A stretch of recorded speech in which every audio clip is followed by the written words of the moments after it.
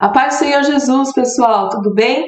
Vamos para mais uma escola dominical. Hoje é a lição 10 e nós vamos estudar os atributos de Deus, que é onipresente, onipotente e onisciente.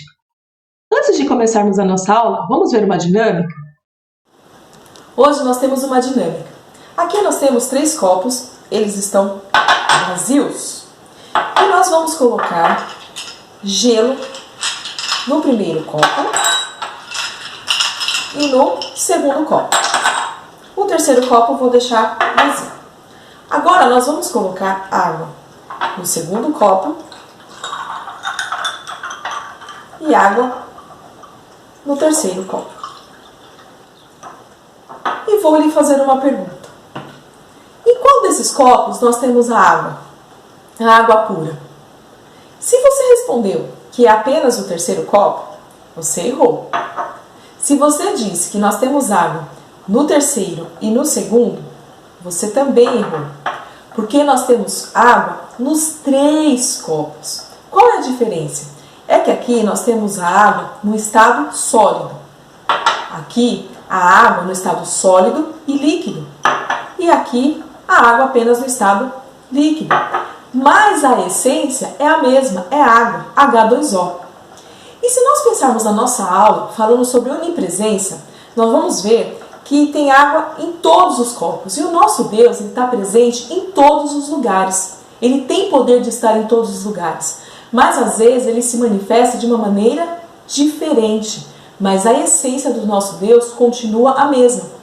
Às vezes Deus se manifesta como nosso consolador, como nosso Pai, como ajudador, de várias formas, mas a essência dele continua a mesma. E ele está em todos os lugares e pode estar em todos os lugares ao mesmo tempo, porque ele é o único que tem o poder. Amém? Gostaram da dinâmica?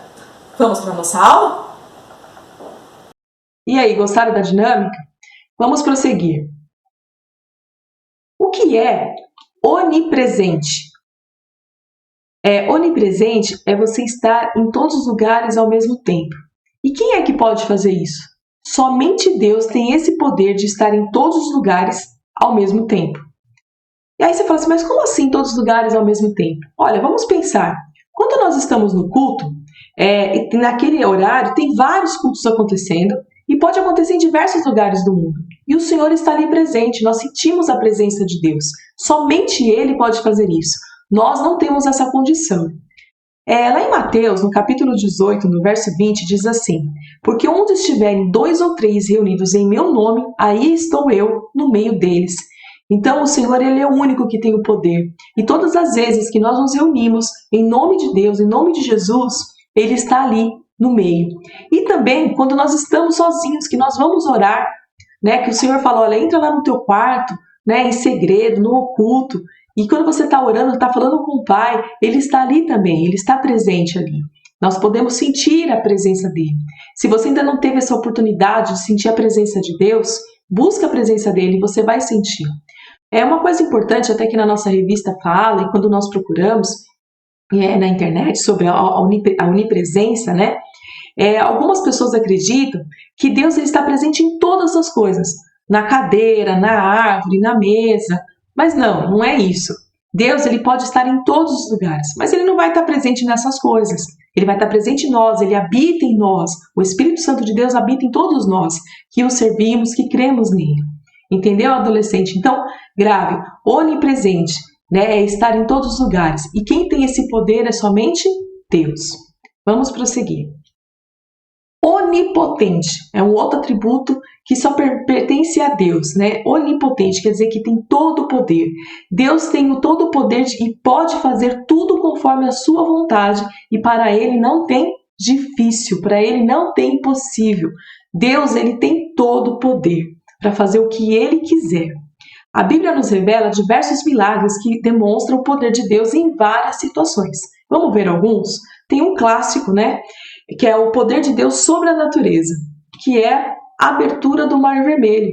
Quando o povo estava saindo lá do Egito, né, que teve as pragas e tudo mais, e aí que morreu os primogênitos, que Faraó falou, pode ir, aí o povo estava saindo, só que aí o coração de Faraó endureceu novamente e ele começou a perseguir o povo de Israel.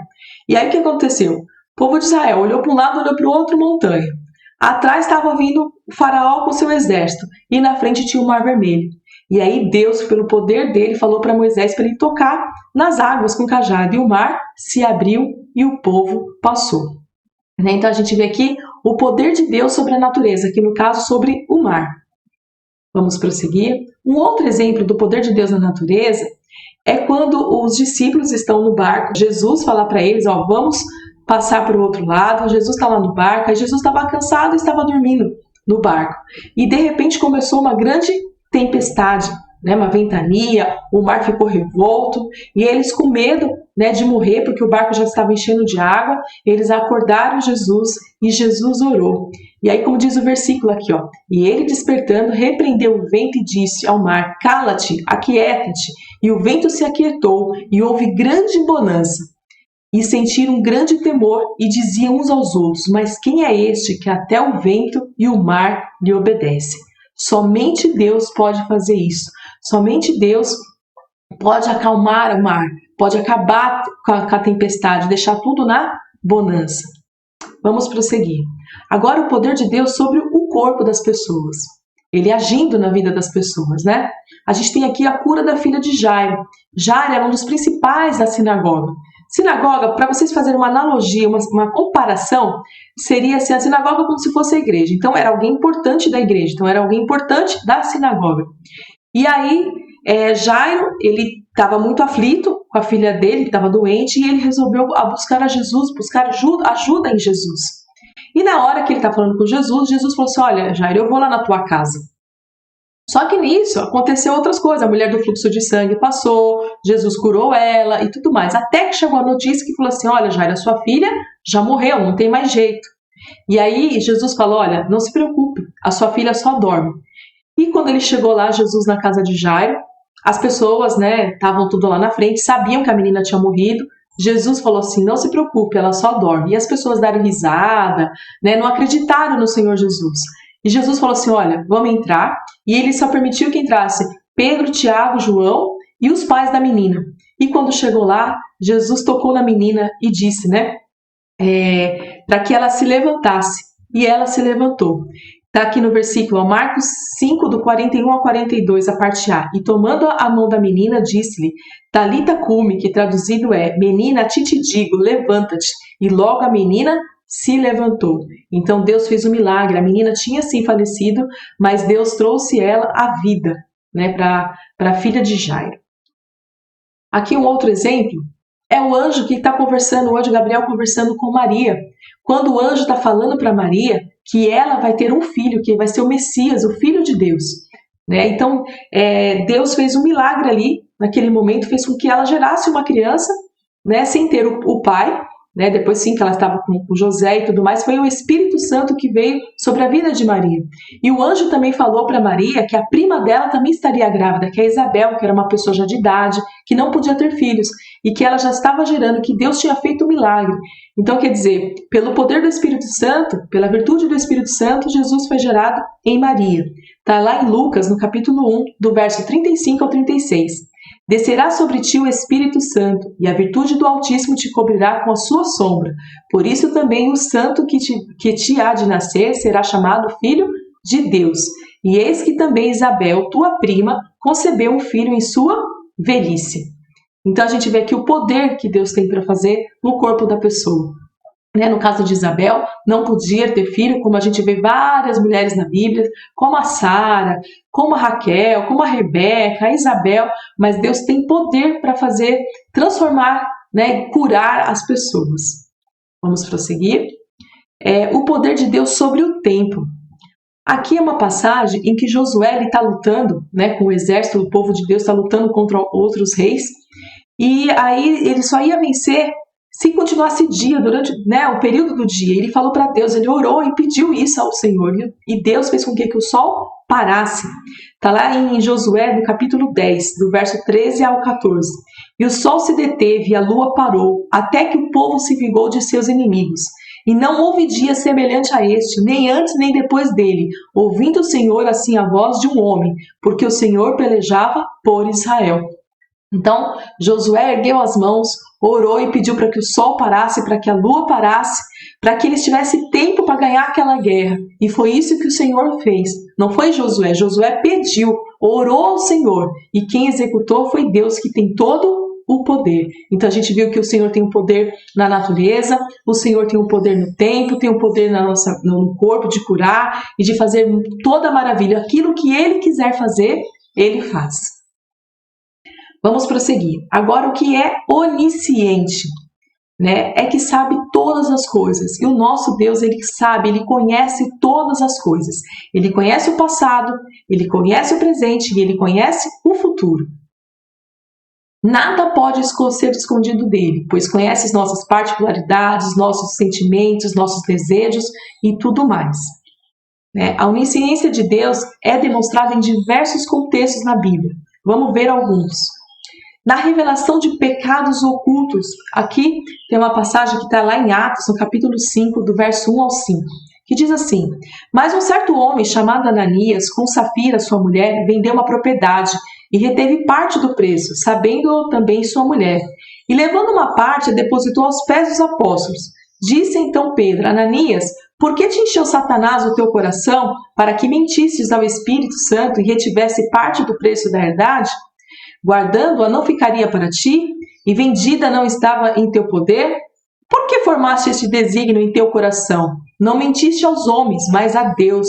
E Ananias, ouvindo essas palavras, caiu e expirou, e um grande temor veio sobre todos os que isto ouviram.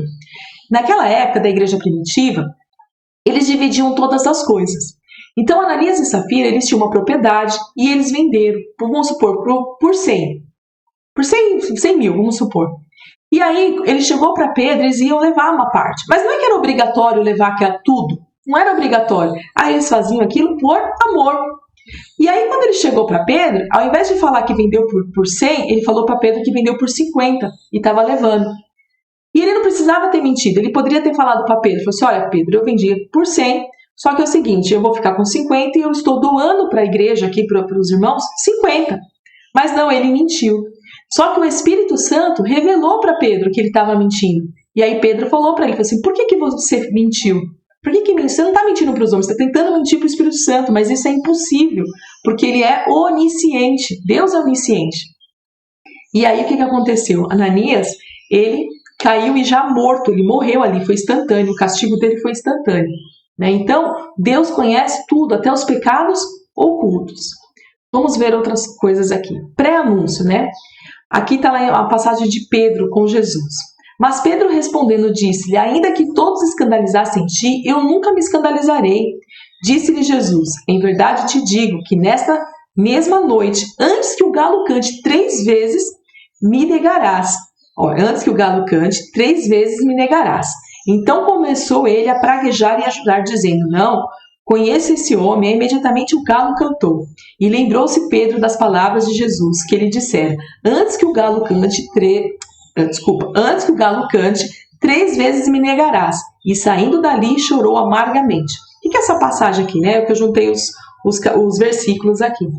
Estavam conversando ali Jesus e os discípulos, e Jesus estava falando que iria ser entregue, tal. E Pedro falou assim: não, jamais, Senhor. Não, eu vou com o Senhor, imagina, de forma alguma. E aí Jesus falou para Pedro, falou assim: Pedro, ainda nessa mesma noite, antes do galo cantar, você vai me negar 3 vezes. Pedro falou: imagina, de forma alguma, Senhor. E aí tem a história que Jesus foi levado preso, e Pedro foi seguindo Jesus, foi olhando, e as pessoas, a multidão falava: você não é um deles? E Pedro: não, você parece com ele, você não andava com ele? Ele: não. Pedro olhava: você tem certeza? Eu acho que você é um deles, você parece, você fala como um deles. E Pedro disse que não. E aí o galo cantou. E aí Pedro lembrou que Jesus tinha dito. Quer dizer, então Deus revelou algo que ia acontecer ainda, que não tinha acontecido e que iria acontecer. E aí quando o galo cantou, Pedro se lembrou. E aí ele chorou amargamente, ele se arrependeu muito do que ele fez. Vamos lá. Revelação profética. Miqueias revelou onde nasceria o Messias. Quer dizer, Deus falou para Miqueias, muito tempo antes de Jesus nascer, aonde Jesus nasceria. E fala assim, lá em Miqueias, no capítulo 5, E tu, Belém Efrata, posto que pequena entre milhares de Judá, De ti me sairá o que governará em Israel, e cujas saídas são desde os tempos antigos, desde os dias da eternidade. Então estava falando que o Messias nasceria em Belém, e Jesus nasceu em Belém.